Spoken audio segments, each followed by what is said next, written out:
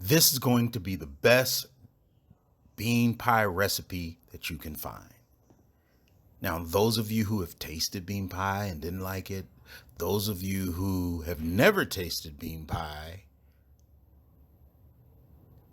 and may have been turned off by the term bean, well, if you like a good sweet potato pie, there's no way you will dislike this bean pie recipe.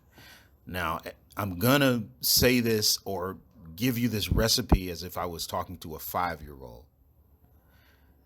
And it's meant for children, adults. But if you're a child and you're listening to this, please have adult supervision. Now, you're going to start off by having 2 cups of navy beans. And let me say this also. I've tasted people's bean pie and I have not been happy. With most people who cook bean pies, I'm not happy with it. And so, I'll go, this doesn't taste, it tastes different. But a really good bean pie, you shouldn't be able to tell much of a difference between the beans, the bean pie, and the sweet potato pie. Look, I remember I was in college and a guy goes, he was eating boiled peanuts, and he was like, "Man, this is like little potatoes." I never thought about it like that, but they're kind of like the same material because if you didn't add the correct ingredients to a sweet potato pie, it wouldn't taste well. If you didn't put enough ingredients of whatever, it wouldn't taste well. So you want to start off with 2 cups of navy beans. Now you want to cook these beans until they're soft. You don't want to use a cheap pot to where they stick. You want to bring these beans to a boil and cook them until they're a little soft. And then you want to have 4 eggs, medium large to large. 4 eggs. You want to have 1 14-ounce can of evaporated milk. And I use Carnation. Again, don't use the cheap stuff. Use 1 stick of butter. Don't use the cheap stuff. An entire stick of butter.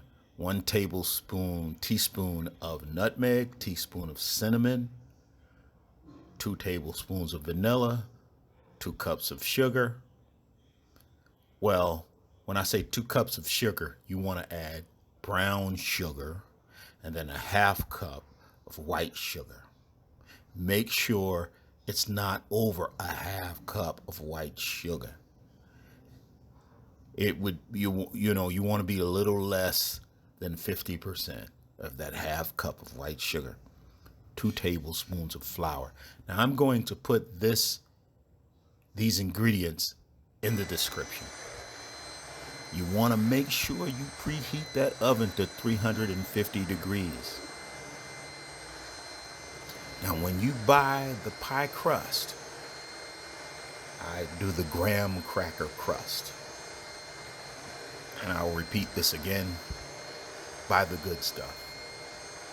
Don't buy the cheap stuff.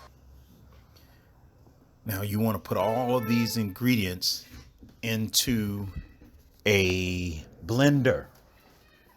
You want to put all of these ingredients into a blender. And you want to blend them until it becomes a really fine liquid, okay? Now, depending on how strong your blender is and depending on how good your oven is, you want to put these in the oven for about an hour, and you want to keep an eye on them because the temperature of the oven or how you want to set it at 350 is going to determine, and you want to mix it until it's golden brown. You want to cook it until it's golden brown. You want to, get a spoon or something and don't burn yourself, and you make sure that middle part is kind of cooked. Now, once you remove these pies from the oven, you want to cover your pie with like some type of plastic wrap that may cling.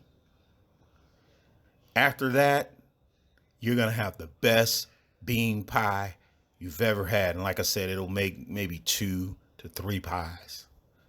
So that is the secret of making a great green pie. You are not going to